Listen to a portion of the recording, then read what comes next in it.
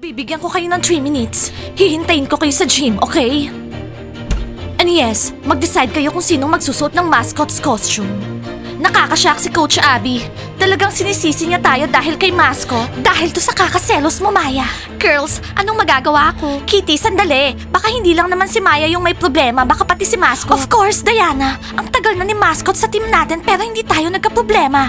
Pero ngayong nagka-relasyon siya kay Maya, nagkabaliw-baliw na siya. Girls, ako yung nabaliw. Hindi ko ma-imagine yung sarili ko na wala si mascot. So girls, kailangan lang natin kausapin yung mga basketball players na hanapin si mascot, tapos dalhin siya sa gym.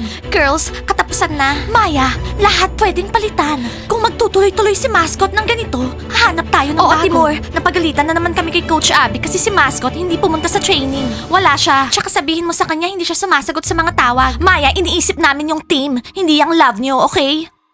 Timur, kapag nakita niyo si mascot, please, pakidala siya sa gym, okay? Thank you. Namin. Pasalamat ka, Loren. Babae ka. Hoy, Ice, tigilan mo nga yung girlfriend ko, okay? O tama na yan. Footballers, pumunta na kayo sa classroom.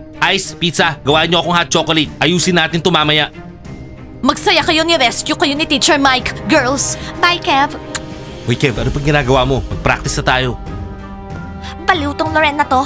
Kakausapin ko siya face to face. Pagbayarin mo muna sila ng utang bago mo sila kausapin. Kakausapin ko siya. Ice, yung hot chocolate ni Teacher Mike. Abby, regarding kay mascot, kasama siya sa bunny team. Ibig sabihin, ikaw in charge sa kanya. Anong kinalaman ko dito? Tungkol sa pag-aaral niya, wala naman akong reklamo sa kanya eh. Kaya kung pwede, kayo umayos ng problemang yan, okay? Ice, yung hot chocolate ko. Girls, sana mahanap ng mga basketball players si mascot. At ang suspicious ng ngiti ni Coach Abby nung pumasok sa dressing room. At kapag wala pa si mascot doon, hindi ko ma-imagine kung anong mangyayari. Anong nangyayari? Timur? Nakita niyo na ba si mascot? Boyfriend ko si Kev. Iiwanan ka na niya dahil sa kiss ni mascot. Hindi yun sinasadya. Kinis niya lang ako. Bubugbugin ko yun eh. Bravasti, wag ka pumunta doon. Alam ko na, in love ka sa kanya no. Tama ako, ano? Bravasti, hindi. Ikaw lang yung mahal ko. Ikaw na. Basti, hayaan mo na, bubugbugin na siya ng mga footballers. Nahuli ka na. Bubugbugin siya ng mga footballers tapos ako hindi pwede. Bravasti, umupo ka nga. Gigi, grabe, ang lakas mo naman. Thomas, shut up! Halika dito, chicken ka. Makinig ka. Huwag kang magsalita dyan.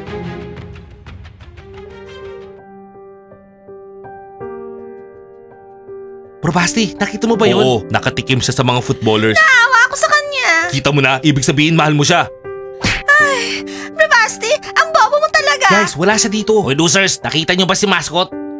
Ayun siya, oh. Ano yun? Gusto niyo rin akong bugbugin ha?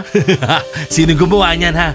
Ano, mayabang ka pa rin ha? Tara na sa gym. Nasa trouble yung mga girls nang dahil sa'yo. Hindi ako pupunta dun. Mascot, alam mo, masyado ka nang mayabang. Gusto mo, suntukin pa na.